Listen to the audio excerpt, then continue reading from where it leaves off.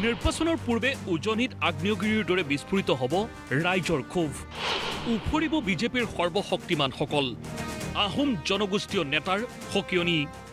হিমন্ত বিশ্ব শৰ্মাই আমাক জনাব লাগে, বাৰে বাৰে প্ৰতাৰণা কৰিব নে তেওঁ কিবা সিদ্ধান্ত দিব পাৰিব।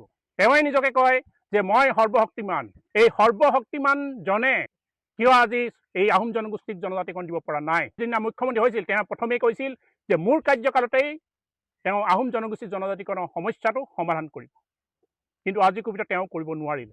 আৰু এই ক্ষোভৰ উদ্গীৰণ হ'বলৈ বেছি দিন নাই, আগ্নেয়গিৰিৰ দৰে বিস্ফোৰিত হ'বলৈ কিন্তু বেছি দিন নাই। মুখ্যমন্ত্ৰী মহোদয়ে এয়া কিন্তু স্বাভাৱিকভাৱে গ্ৰহণ নকৰিবলৈ আমি তলাতল ঘৰৰ পৰা পুনৰবাৰ আহ্বান জনাইছোঁ। 7 দিনৰ সময়সীমা বিজেপি চৰকাৰক। অন্যথা বিজেপিৰ দৰ্পশূন্য কৰিবলৈ সাজু 6 জনগোষ্ঠীয় ৰাইজ। যে 7 দিনৰ ভিতৰত বা কোৰ্ট অফ কণ্টেক্ট লগাৰ ভিতৰত আমাক জনজাতি মৰ্যাদা প্ৰদান কৰিব নোৱাৰে, এইটো আমি জানো, সৰ্বজনবিদিত। আমি কৈছোঁ পথটো সুগম কৰি দিবৰ কাৰণে কোৰ্ট অফ কণ্টেক্ট লগাৰ প্ৰাক মুহূৰ্তত। আৰু এই পথটো যদি সুগম নকৰি নিদিয়ে তেন্তে আমি কি কৰিবলৈ গৈ আছোঁ, কেনেদৰে প্ৰত্যুত্তৰ দিম। বিজেপি দলৰ কৰ্মকৰ্তাসকলৰ লগতে মুখ্যমন্ত্ৰীক আমি আহ্বান জনাইছোঁ, গাঁৱে গাঁৱে আহোম অধ্যুষিত অঞ্চলসমূহত গৈ আপোনালোকে প্ৰশ্ন কৰক। আমি তেখেতসকলক বুজাই ৰাখিছোঁ কি প্ৰত্যুত্তৰ দিব লাগিব। আপোনালোকৰ উত্তৰ আপুনি পাই যাব, বিজেপি কৰ্মকৰ্তাসকলেও পাই যাব। দম্ভালি মাৰি যে তেখেতসকলে আছে, আমি চৰকাৰ বনাম, জিকি যাম। গতিকে কি প্ৰত্যুত্তৰ দিব আৰু কিদৰে ৰাইজ সাজু হৈছে গাঁৱত গৈ প্ৰশ্ন কৰিবৰ কাৰণে আহোম অধ্যুষিত অঞ্চলত আমি আহ্বান জনাইছোঁ। মিথ্যাচাৰী প্ৰধানমন্ত্ৰী নৰেন্দ্ৰ মোদী, মুখ্যমন্ত্ৰী ডক্টৰ হিমন্ত বিশ্ব শৰ্মাও প্ৰতাৰক। তাৰ উত্তৰ নিৰ্বাচনত দিবলৈ সাজু হৈছে বঞ্চিত ৰাইজ।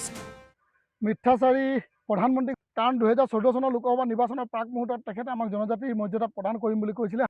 তেখেতে নকৰিলে, মিথ্যাচাৰী আখ্যা আমি দিছিলোঁ। সমানে মিছলীয়া কিন্তু অসমৰ মুখ্যমন্ত্ৰীগৰাকীয়ে পৰিগণিত হ'ল। দাবীবিলাকক লৈ আলোচনা বিচাৰি আছিলোঁ। এখন পত্ৰ প্ৰেৰণ কৰিছিলে যে আমুক তাৰিখৰ ভিতৰত আমি আহোম সংগঠনসমূহৰ লগত আলোচনা কৰিম আৰু বিষয়বস্তুবিলাক নিষ্পত্তি কৰিম। চিঠি দিয়াৰ পাছতো কিন্তু আলোচনা নকৰিলে। তেখেতসকলে যিদৰে আমাক মিছা কথা কৈ আমাক জনজাতিকৰণ দিম আৰু আলোচনা কৰিম বুলি কৈ কামবিলাক নকৰিলে, তাৰ প্ৰত্যুত্তৰ নিৰ্বাচনত আমাৰ ৰাইজে ভোট দিম বুলি কৈ কিদৰে দিবনে নিদিয়ে সেই প্ৰত্যুত্তৰ দিব, এইটো স্পষ্ট কথা। আলোচনাত মিলিত 12টা আহোম জনগোষ্ঠীয় সংগঠন, আহিছে 13টা বংশাৱলীৰ প্ৰতিনিধি। মেজমেলত মূলতঃ আলোচনাৰ বিষয় জনজাতিকৰণ। 7 দিনৰ ভিতৰত ত্ৰিপাক্ষিক বৈঠক অনুষ্ঠিত কৰাৰ লগতে মন্ত্ৰীগোটৰ প্ৰতিবেদন কেন্দ্ৰীয় চৰকাৰক প্ৰদানৰ দাবী। বিভিন্ন অজুহাতত চৰকাৰে আজিলৈকে কেন্দ্ৰ চৰকাৰলৈ এই প্ৰতিবেদনখন নপঠালে। এই জনজাতিকৰণ যাতে আমি পাওঁ পৰৱৰ্তী পৰ্যায়ত, তাৰ নিশ্চিতকৰণৰ বাবে আমি শীঘ্ৰেই কেন্দ্ৰীয় চৰকাৰ আৰু ৰাজ্য চৰকাৰৰ সৈতে টাই আহোম সংগঠনসমূহৰ এক ত্ৰিপাক্ষিক বৈঠকৰ আজি আমি দাবী জনাইছোঁ। লগতে স্বায়ত্ব শাসনৰ দাবী পুনৰ উত্থাপন সংবাদমেলত। গ্ৰহণ কৰা হয় আন কেইবাটাও প্ৰস্তাৱ। গঠন কৰা হ'ব টাই আহোম জাতীয় ঐক্য মঞ্চ। লগতে আহোম অধ্যুষিত 36টা সমষ্টিত যোগ্য আহোম প্ৰতিনিধিক প্ৰাৰ্থিত্ব প্ৰদানৰ দাবী ৰাজনৈতিক দলসমূহক।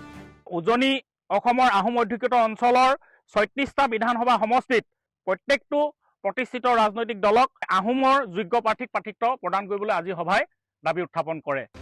শিৱসাগৰৰ পৰা মুজাক্কিৰ আহমেদৰ ৰিপৰ্ট, প্ৰতিদিন টাইম।